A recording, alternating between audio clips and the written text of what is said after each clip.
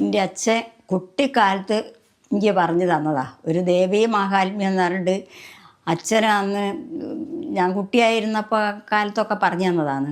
ഒരു ദേവന്മാരെയൊക്കെ കഥയാണ്. ഒരു പണ്ട് മലനാട് ഭരിച്ചിരുന്നത് ഒരു പാണ്ഡ്യ രാജാവ്, പാണ്ഡ്യ തട്ടാൻ എന്നും പറയും, പാണ്ഡ്യ രാജാവ് എന്നും പറയും. അങ്ങനെ അയാൾ ഭരിക്കുന്ന കാലത്ത് ആർക്കും ഒരു സ്വൈര്യമല്ലാണ്ടായി. ദേവന്മാർക്കും മുകളിലുള്ളവർക്കും താഴെയുള്ളവർക്കും ഒന്നും സ്വൈര്യമല്ലാണ്ടായി. അങ്ങനെ ദേവന്മാരും ദേവികളും എല്ലാം താഴെ വന്നിട്ട് ഇയാളോട് യുദ്ധം ചെയ്യാനായിട്ട് ഇങ്ങനെ വന്ന് പിന്നെ 7 തേരിലൊക്കെ ഇറങ്ങി 7 കടലുമൊക്കെ കടന്നിട്ട് ഈ പാണ്ഡ്യരാജാവിൻ്റെ ഇവിടെ പാണ്ഡ്യരാജാവ് ഒരു മാളികേൻ്റെ മുകളിലൊക്കെയാണ്.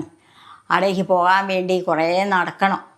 അങ്ങനെ ഭാര്യയും ഭർത്താവും കൂടി ഇങ്ങനെ നടന്ന് വന്ന് അപ്പം ഭർത്താവിന് ദേഷ്യം പിടിച്ച് അയാൾ മുന്നിൽ പോയി.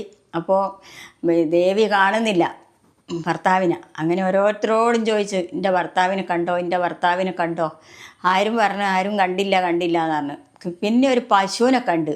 പശുവിൻ്റെ അടുത്ത് വന്നിട്ട് ചോദിച്ച്, എങ്കിലാലി പശുവോ, ഇനി എൻ്റെ ഭർത്താവിനെ കണ്ടോ? ഞങ്ങൾ രണ്ടും കൂടെ വന്നതായിരുന്നു. എനിക്ക് നടക്കാൻ കുറച്ച് ക്ഷീണമായിപ്പോയതുകൊണ്ട് ഞാൻ വയ്യിലായിപ്പോയി.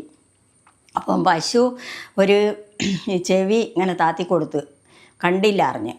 അങ്ങനെ പശുവിനോട് പറഞ്ഞു, ഞാൻ എന്നാൽ എനിക്ക് ഒരു ഭരം തരാം, പിന്നെ എൻ്റെ ചാണകം എനിക്ക് പിന്നെ മുറ്റത്ത് കുടയാനും പച്ച കുടയാനും പിന്നെ പാലൊക്കെ അഭിഷേകത്തിനും നെയ്യ് അകായിൽ കത്തിക്കാനും.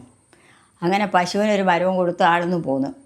ആടുന്ന് ഇങ്ങനെ കുറേ നടന്ന് പിന്നെ കാണുന്നത് വരിക്കപ്ലാവിനെയാണ്. അപ്പോൾ വരിക്കപ്ലാവിനോട് എൻ്റെ അടുത്ത് വന്ന് ചോദിച്ചു, വരിക്കപ്ലാവേ എൻ്റെ പിന്നെ ഭർത്താവിനെ കണ്ടിനോ? ഞാൻ ഭർത്താവും കൂടി പോകുന്നതായിരുന്നു, കാണുന്നില്ല ഇപ്പോൾ. പിന്നെ ഇങ്ങനെ തട്ടാൻ്റെ വീട് തേടി പോവുകയെന്ന് ആടെ എത്തിയോ എന്തോ ഒരു വിവരം അറിയില്ല. അപ്പം പ്ലാവ് ഒരു കൊമ്പ് ഇങ്ങനെ താത്തിക്കൊടുത്ത് കണ്ടില്ല എന്നറിഞ്ഞ് ആടെന്ന് പിന്നെയും നടന്ന്. അങ്ങനെ നടന്ന് വന്നിട്ട് ഒരു ചെറിയ അരിപ്രാവിനെ കാണും. അപ്പോൾ അരിപ്രാവിനെ അങ്ങനെ പോയി അരിപ്രാവിൻ്റെ അടുത്തെത്തിയാൽ അരിപ്രാവ് പറന്നൊന്നും പോയില്ല. അതിനെ പിടിച്ച് അതിനോട് ചോദിച്ച്, എൻ്റെ ഭർത്താവിനെ കണ്ടിക്കോ? ഞാൻ ഇങ്ങനെ കുറേ നേരമായി പോന്നിട്ട് ഞാൻ വയ്യിലായി പോയിട്ടാണ്. അയാളിപ്പോൾ എയിലോടിയെ പോയി എവിടെ എത്തിയെന്നൊന്നും അറിയില്ല എന്നാണ്. അങ്ങനെ ഈ പ്രാവ് ഈ അമ്മേൻ്റെ പിന്നെ ഈ തോളത്ത് കയറി കുത്തിരുന്ന് അങ്ങനെയൊക്കെ കൊണ്ടുപോയിട്ട് ഈ തട്ടാൻ്റെ വീട്ടിലെത്തി. അപ്പോൾ തട്ടാൻ്റെ വീട്ടിലെത്തിയപ്പം ഇവിടെ ഭർത്താവ് മാളികേൻ്റെ മുകളിൽ കയറിപ്പോയിട്ട് ഈ തട്ടാനുമായിട്ട് യുദ്ധം ചെയ്ത് തട്ടാൻ വെട്ടിക്കൊന്നാളിഞ്ഞ് ഇവിടെ ഭർത്താവിനാണ്. അങ്ങനെ വെക്കുകയാണെന്ന് ദേഷ്യം പിടിച്ച് തട്ടാൻ ഒരു 7 കിടക്കേൻ്റെ ഉള്ളിൽ ഒളിച്ച് കിടക്കുക. അതൊന്നും ഇവിടെ നോക്കിയില്ല. അവിടുന്ന് പിന്നെ താഴെ വന്ന് പിന്നെ മുന്നിലത്തെ വീട്ടിൽ പോയി കുറച്ച് മഞ്ഞപ്പൊടി ചോദിച്ച് കുറച്ച് മഞ്ഞപ്പൊടി കൊടുത്ത്. അതിൻ്റെ ഇപ്പുറത്തെ വീട്ടിൽ വന്നിട്ട് പറഞ്ഞ്, ഒരു മണ്ണാനാ, എനിക്ക് വെള്ളി കൊണ്ട് സ്ലാഗേ പൊന്നു കൊണ്ടൊരു സൂചിയും വേണമെന്ന് പറഞ്ഞ് അത് ആടുന്നും വാങ്ങി. എന്തെല്ലാമൊക്കെയോ വാങ്ങി വന്ന് ആടുന്ന് അതൊക്കെ താഴെ വെച്ച് ഈ ഭർത്താവിനെ തലയും എല്ലാം എടുത്തു താഴെ കൊണ്ടുവന്ന് ആടെ ഇരുത്തിച്ചിട്ട് മഞ്ഞപ്പൊടിയൊക്കെ ഇട്ട് തലയൊക്കെ ഒന്നിച്ച് വെച്ച് പിന്നെ സൂചി കൊണ്ട് തുന്നി അങ്ങനെ ഭർത്താവിന് ജീവൻ വെച്ച്.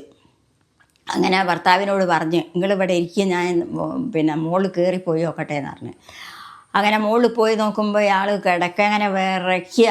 7 കിടക്കേൻ്റെ ഉള്ളിൽ കിടക്കുക. ആടുന്ന് ഇങ്ങോട്ട് പിടിച്ച് മുടി പിടിച്ച് കൊണ്ടുവന്ന് കോണിയൊക്കെ വലിച്ച് കീച്ച് താഴെത്തി മുറ്റത്ത് കൊണ്ടുവന്ന് മുള്ളുള്ള നിലങ്കോല വലിച്ച് പിന്നെ കല്ലുള്ള നിലങ്കൊള്ള വലിച്ച് അങ്ങോട്ടും ഇങ്ങോട്ടും ഒക്കെ വലിച്ചോളെ ദേഷ്യം തീരുന്നവരെ അങ്ങോട്ടും ഇങ്ങോട്ടും വലിച്ച് അവസാനം വാളെടുത്ത് വെട്ടിക്കൊന്ന്. അങ്ങനെ വെട്ടിക്കൊന്ന് പിന്നെ ഭർത്താവിനോട് ചോദിക്കുകയാണ്, പിന്നെ പാണ്ഡ്യൻ തൻ്റെ മാല നാട്ടിൽ വന്നിട്ടെന്ത് വീഴച്ചോ ഭർത്താവേ, കുലയുടെ തേങ്ങ കൂലയറുത്തോ നിങ്ങൾ, മുതലോടെ ചക്ക മുതലറുത്തോ. അങ്ങനെ പിന്നെ ചോദിച്ച്, എൻ്റെ ഭർത്താവേ, ഞാൻ ഈ തട്ടാൻ്റെ തല കൊണ്ട് എന്ത് ചെയ്യണമെന്ന് ചോദിച്ചു. അന്നേരം ഭർത്താവ് പറയാ, പിന്നെ തലയെടുത്തിട്ട് സ്വർണം കൊണ്ട് കെട്ടിച്ചിട്ട് കൊടുങ്ങല്ലൂർ വരണി എന്നൊരു നാളിനാകുന്നു ഇടങ്ങായിയാക്കി അളക്കാനൊന്നും പിന്നെ ഞാൻ മലയിട്ട കന്യാവെന്ന് പറഞ്ഞാൽ അതുപോലെ തന്നെ ശംഖു അവിടേക്ക് സ്വർണം കൊണ്ട് കെട്ടിച്ചിട്ട് പിന്നെ ശംഖ് വിളിക്കാനെടുക്കുക അതെല്ലാം പറഞ്ഞ് അവിടുന്ന് രണ്ടാളും കൂടി പോരുക. പോന്ന് കുറേ ഇങ്ങോട്ട് വന്നപ്പോൾ ഓരോരോ തെരുവിലും കയറി കയറി കയറി ഇങ്ങനെ വരിക.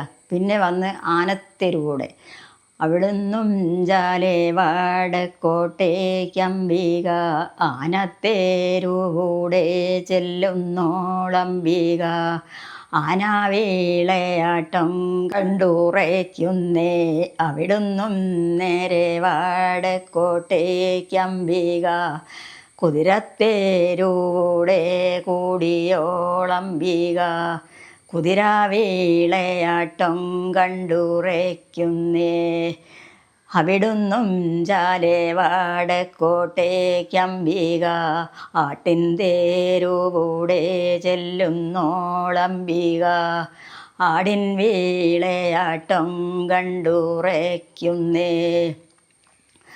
അവിടുന്നും നേരെ വാടക്കോട്ടേക്കംബിക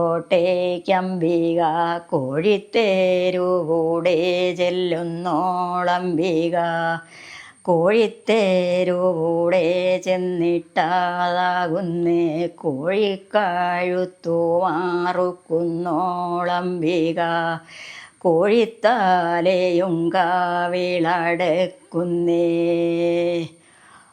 അങ്ങനെ കോഴിത്തല കവിളടക്കി. ഇത് ഒരു അമ്പലത്തിൽ പാടുന്നൊരു പാട്ടാണ്. ഈ പാട്ട് ഇങ്ങോട്ട് തീരുമ്പോഴത്തേക്ക് ഈ കോഴിവെട്ട് എന്നറിയും. കോഴിവെട്ടിൻ്റെ സമയത്ത് എല്ലാവർക്കും വിറയ്ക്കും. ഇങ്ങനെ അരുളപ്പാടുണ്ടാവും, ചോപ്പനും മണ്ണാനും പിന്നെ കോമരക്കാർക്കും എല്ലാവർക്കും കൂടി. അപ്പാട് കുരിശിയൊക്കെ കലക്കി വെച്ച് ആ കുരിശിയിൽ കോഴീനങ്ങോട്ട് അറുത്തിട്ട് കോഴീനങ്ങോട്ട് അറുത്തിട്ട് ആ കുരിശിയിൽ മുക്കിയിട്ട് ഇങ്ങോട്ട് തെങ്ങുക. അപ്പോൾ കോമരക്കാരും എല്ലാവരും കൂടി ഇങ്ങനെ എഴുന്നേൽത്തും എല്ലാം വന്നിട്ട് അങ്ങനെ തീരുക. അങ്ങനെയാണ് തീരുന്നത്.